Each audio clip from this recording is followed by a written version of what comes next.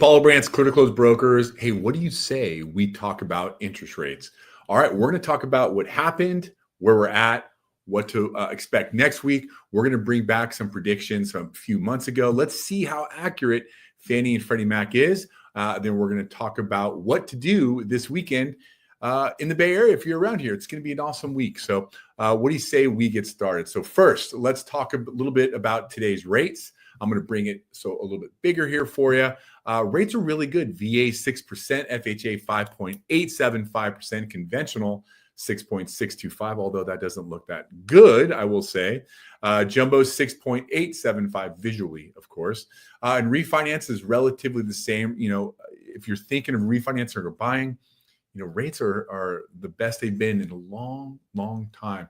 And we're starting to save people a lot of money on their mortgages in terms of refinances, which I'll share in different videos coming up here soon. What impacted rates this week? Well, today, the highly anticipated PCE came out. We're going to talk a little bit about that. We're going to talk a little bit about the mortgage movement, pending home sales, the Fed policy, and just a little bit about Treasury yields. Hopefully I can explain this well enough to where it makes sense, right? So let's first start with PCE. PCE is personal consumption expenditures. It's the Fed's favorite measure of inflation. The impact on interest rates is huge. The kryptonite to 30-year fixed rates is inflation. You've heard me say that 1,000 times, and this is what is impacting us. Month over month, PCE is up 3%. Core PCE, which excludes food and energy, is up 0.4% at an annual rate of 2.8%, which is above the Fed's target 2% interest rate. So, you know, it remains sticky, and it's going to be tough, especially going forward, simply how inflation or PCE is calculated, because it takes an average of the last 12 readings to really make some meaningful improvement. So this is going to make interest rates lowering a little bit stubborn, more stubborn than we care to where we're hoping for. So this is something we will definitely be talking about as we progress throughout the year. However, the mortgage rate movement in itself was at 6.675. The current week, it was at about 6.65, so it went down 0.02%. So this is the first drop in 3 weeks. So it's been a meaningful drop, I must say. Not too much drop, but there it is at any rate. It's going in the right direction. Pending home sales. I'm just going to explain this to you. I don't know what happened to my cool little graph here, but month over month, it is up 2%, where it was higher than the expectations of 1%. But year over year, it's down about 3%. And, you know, that has to do, you know, especially how it's measured, you know, with higher interest rates and the season and stuff like that. So as we start moving into spring and summer, we're starting to see much more activity, especially in open houses and competition. It's been quite surreal. It's been pretty crazy. The Fed rate policy, you know, the Feds held their funds at 4.375. The policy stance, you know, there's no immediately changes expected. However, remember we talked last week, I believe it was, maybe it was 2 weeks ago, about unemployment. If we see that unemployment start edging higher, the Feds are going to be forced to change their position regarding short-term interest rates, which is definitely going to help 30-year fixed rates.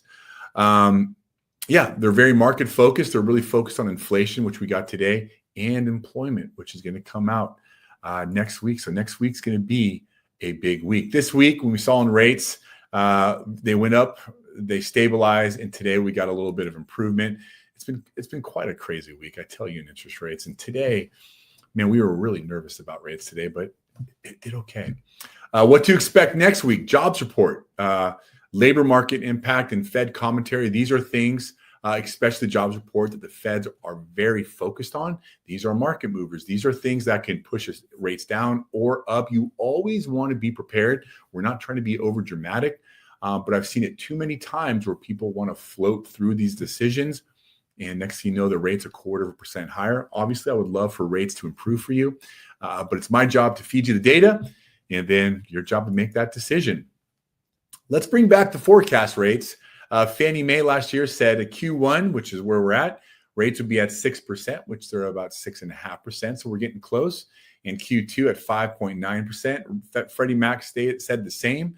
And the NBA said 6% as well. So the reason I am bringing this up is data continually changes.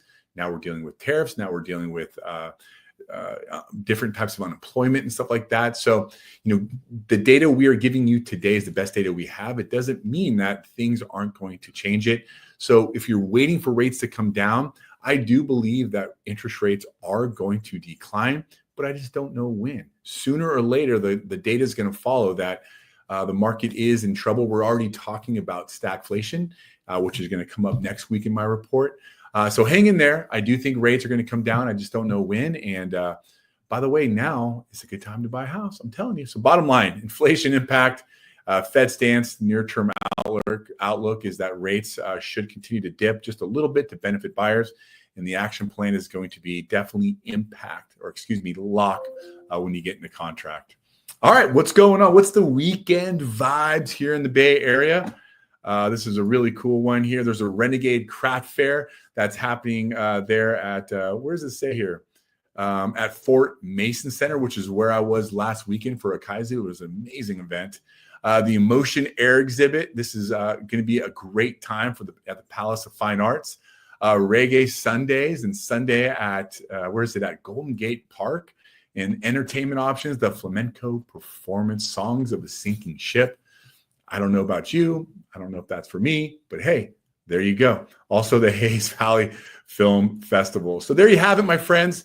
I hope you have an incredible week. Hope you have an incredible weekend. If we're not working together, I would absolutely love the opportunity to earn your business and add value to you. Give me a call. There's a QR code there. And with that, Paul Olbrantz, Clear to Close Broker.